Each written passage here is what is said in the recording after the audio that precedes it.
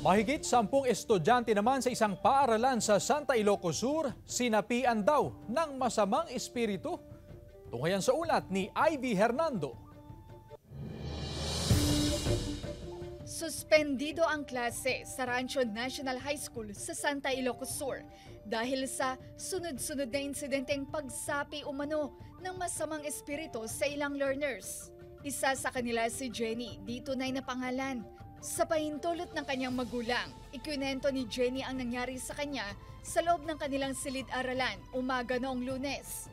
Nakakita raw siya ng multo ng isang bata na dahilan ng pananakit ng kanyang tiyan at pagsusuka. Yung mata niya po na black, yung ulo niya po tagudugo. Umiyak po ako tapos di ko na po alam ginagawa ko.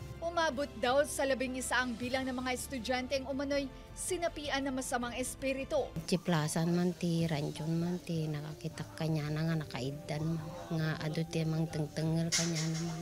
Nakalamlami is nga agsisikil di bagi na ma'am. Arigan din na kahit ti mapanaglasar, arigan ma'am. Kaya ito ta pausumula ti pampanunutan na ma'am. Nakausap ng news team ang principal ng paaralan pero tumanggi mabigay ng pahayag. Magbabalik eskwela ang mga estudyante sa August 27. In the Bible times po kasi nangyayari na yan, it's witchcraft. Sa demonyo po yan. We need to have a personal, intimate relationship with God. Ayon sa isang psychologist, posibleng mass hysteria o collective psychogenic illness ang nangyari kung saan nakaranas ng sintomas sa mga estudyante dahil sa matinding emosyon, tension o stress. So meron din tayong tinatawag na emotional contagion.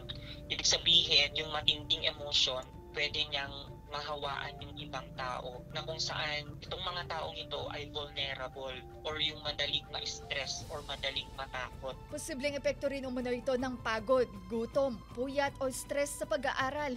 Kaya't mahalaga raw ang psychological first aid, counseling at stress debriefing. Kasama si Norman Raca, Ivy Hernando, One North Central Luzon.